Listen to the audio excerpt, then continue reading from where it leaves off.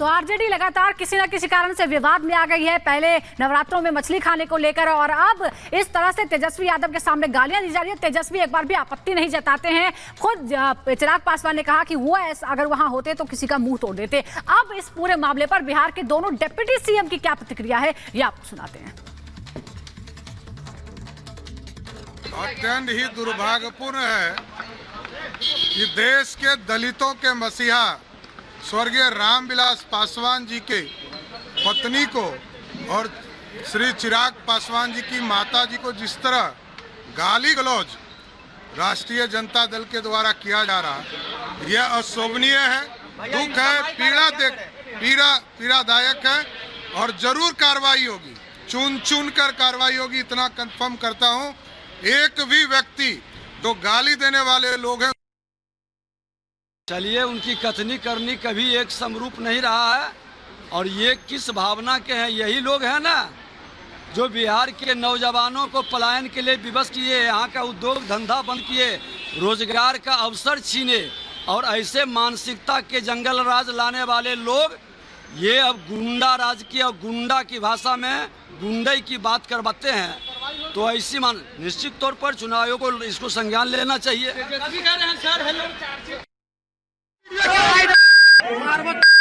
चिराग पासवान के रुक जितना खड़ा करते रहे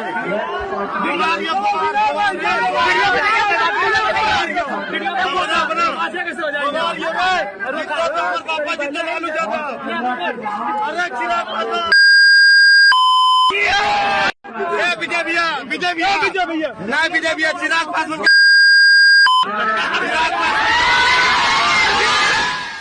जाता है। कल पहले चरण के मतदान होने, मतदाताओं से क्या आप लोग अपील कीजिएगा?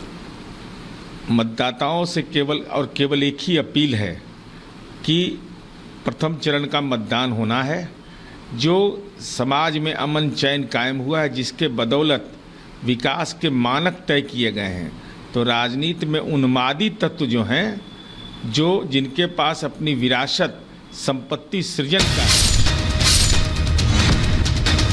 शहीद हुए, हमारे सुरक्षाकर्मी भी कुछ घायल हुए, उन सबको हमारी संवेदनाएं हैं और इसमें कोई राजनीति का सवाल ही नहीं। मुठभेड़ में मारे गए नक्सलियों को शहीद कहकर कांग्रेस पार्टी ने लोकतंत्र पर प्रहार किया है।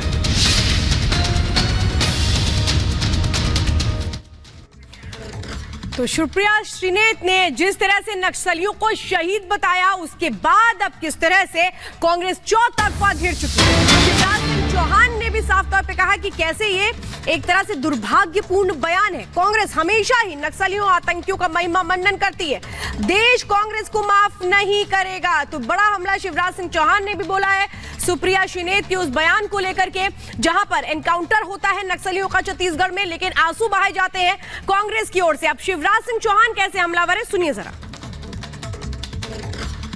इससे बड़ा दुर्भाग्यपूर्ण कुछ नहीं है।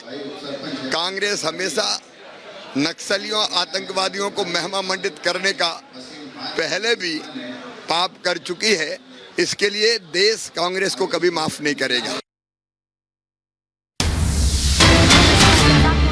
जोरदार हमला बोला है। सुरक्षा बलों का अपमान कांग्रेस की पहचान है। सुरक्षा बलों का मनोबल गिराने का काम करती है कांग्रेस। नक्सलियों से ये रिश्ता क्या कहलाता है, सवाल भी पूछा है शहजाद पूनावाला ने। प्रेस कॉन्फ्रेंस की और जोरदार हमले बोले और तमाम वो घटनाएं गिनवाई जब कांग्रेस ने सुरक्षा बलों का मनोबल गिराया और आतंकियों और नक्सलियों का मनोबल बढ़ाया। सेना का अपमान, सुरक्षा बलों का अपमान, आतंकी मेरे भाईजान, क्या यही कांग्रेस पार्टी की बन चुकी है पहचान?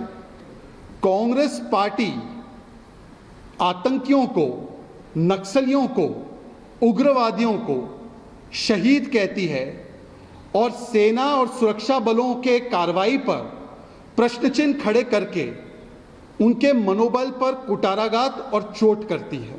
सेना का अपमान, सुरक्षा बलों का अपमान, आतंकी मेरे भाईजान, क्या यही कांग्रेस पार्टी की बन चुकी है पहचान? कांग्रेस पार्टी आतंकियों को, नक्सलियों को, उग्रवादियों को शहीद कहती है और सेना और सुरक्षा बलों के कार्रवाई पर प्रश्न चिन्ह खड़े करके उनके मनोबल पर कुटाराघात और चोट करती है। तो सुरक्षा बलों की कार्रवाई पर सवाल उठाना, उनका मनोबल गिराना, सवाल पूछना और आतंकियों को साहब कहकर पुकारना टुकड़े टुकड़े की सियासत करने वाली कांग्रेस की अब ये पहचान बनता जा रहा है। और अब ताजा मामले में नक्सली जो सुरक्षा बलों के साथ एनकाउंटर में मारे गए, उनको कांग्रेस की प्रवक्ता सुप्रिया श्रीनेत ने शहीद बता दिया है। पूरी रिपोर्ट आपको दिखाते हैं।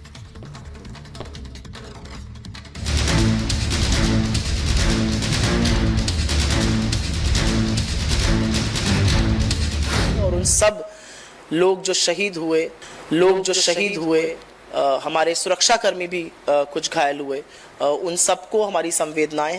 सुनिए ये बयान, कैसे कांग्रेस की सीनियर प्रवक्ता नक्सलियों को शहीद बताकर संबोधित कर रही है। इस बयान से लगता है कि कांग्रेस नक्सलवाद का समर्थन करती है। कहीं न कहीं इस बात की ओर इशारा हो रहा है कि उनकी ये सोच टुकड़े टुकड़े वाली है। इस बयान में कहीं न कहीं देश विरोधी सोच दिखाई दे रही है। लोकसभा चुनाव के पहले चरण में छत्तीसगढ़ के नक्सल प्रभावित इलाके में वोटिंग होनी है, लेकिन उससे पहले ही 29 नक्सलियों का सफाया हो गया, जो कांग्रेस को इतना नागवार गुजरा कि इस मुठभेड़ को ही फर्जी बता दिया। यहाँ तक तो ठीक था, लेकिन कांग्रेस का असली चेहरा तो तब सामने आया जब कांग्रेस की प्रवक्ता सुप्रिया श्रीनेत ने नक्सलियों को शहीद बता दिया। लगता है इसकी बिल्कुल गहन जांच होनी चाहिए और उन सब लोग जो शहीद हुए, हमारे सुरक्षाकर्मी भी कुछ घायल हुए, उन सबको हमारी संवेदनाएं हैं। कांग्रेस के इस नक्सल प्रेम पर छत्तीसगढ़ से लेकर दिल्ली तक के बीजेपी नेता हमलावर हैं और सवाल कर रहे हैं कि क्या कांग्रेस में वामपंथी हावी हो गए हैं? क्या कांग्रेस को लेफ्ट विंग चला रही है? ऐसे तमाम सवालों का जवाब खुद उन्हीं के पार्टी में रहे सीनियर नेता ने दिया था। दरअसल कांग्रेस छोड़ने के बाद संजय निरुपम ने इस बात का खुलासा किया था कि कांग्रेस में वामपंथी विचारधारा के नेताओं का वर्चस्व बन चुका है। पूरे कांग्रेस पार्टी पे लेफ्टिस्ट अप्रोच भर गया, हावी हो गया। आदरणीय राहुल जी के आसपास भी बड़े पैमाने पर लेफ्टिस्ट लोग, ये लेफ्टिस्ट हो सकते हैं जो अयोध्या में अगर रामलला विराजमान हो रहे हैं तो उनका सिरे से विरोध करेंगे। सिर्फ लेफ्टिस्ट ऐसा सोचता है। लोकसभा चुनाव के लिए कांग्रेस ने अपना घोषणा पत्र जारी किया था, जिसे न्याय पत्र नाम दिया गया था। इस पत्र में कांग्रेस आर्थिक मोर्चे पर अपनी गलतियों को सुधारती दिख रही है, तो सामाजिक मुद्दों पर वामपंथी विचारों से ओतप्रोत नजर आ रही है। ये वामपंथी सोच ही है कि कांग्रेस जातिगत जनगणना कराने और आरक्षण 50% से ज्यादा करने का वादा कर रही है। कांग्रेस के न्याय पत्र जारी होने पर पीएम मोदी ने भी हमला बोला था। पीएम मोदी ने एक रैली में इसे मुस्लिम लीग की छाप बताने के साथ ही वामपंथी हावी होने की बात कही थी। कांग्रेस के घोषणा पत्र में वही सोच झलकती है जो सोच आजादी के आंदोलन के समय मुस्लिम लीग में थी। कांग्रेस के घोषणा पत्र में पूरी तरह मुस्लिम लीग की छाप है और इस मुस्लिम लीग वाले घोषणा पत्र में जो कुछ हिस्सा बचा खुचा रह गया, उसमें वामपंथी पूरी तरह हावी हो चुके हैं। कुल मिलाकर कांग्रेस इसमें दूर दूर तक नहीं दिखाई देती है। ये कोई पहला मौका नहीं है जब कांग्रेस देश विरोधी आतंकवाद, टुकड़े टुकड़े विचारधारा रखने वाले लोगों के साथ खड़े दिखाई देते हैं। और अब नक्सलियों को शहीद बताना कांग्रेस की चाल, चरित्र और चेहरे को उजागर कर रहा है। Bureau report, Republic Bharat.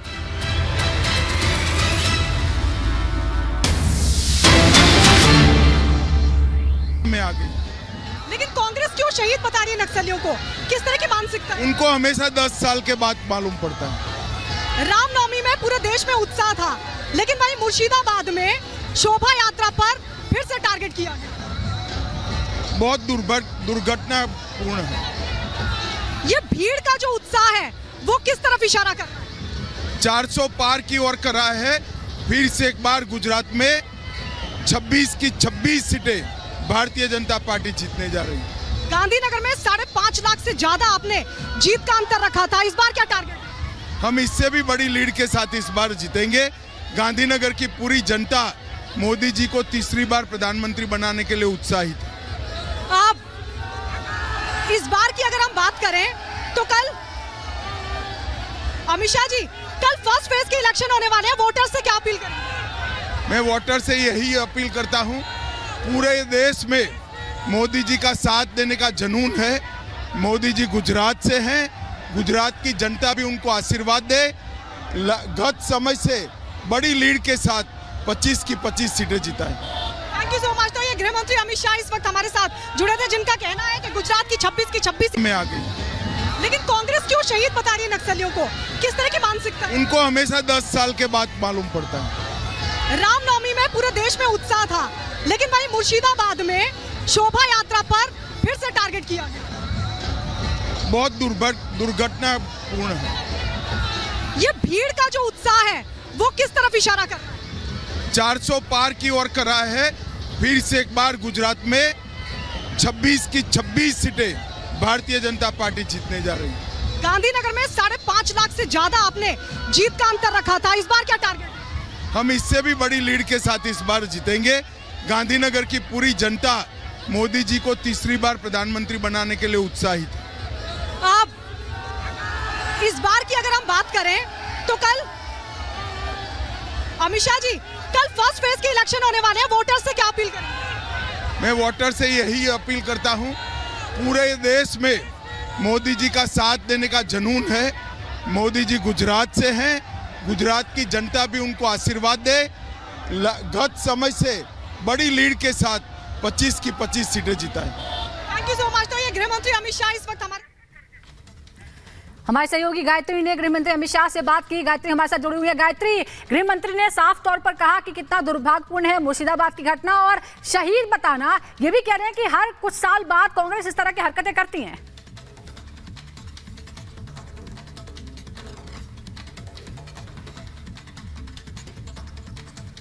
Gayatri, आप तक आवाज पहुंच रही है? ये तस्वीर मैं आपको दिखा रही हूँ, देखिए चारों तरफ अगर आप देखेंगे तो बड़ी संख्या में यहाँ पर ये लोग क्या कहेंगे? मोदी सरकार, फिर एक बार मोदी सरकार, जय श्री राम।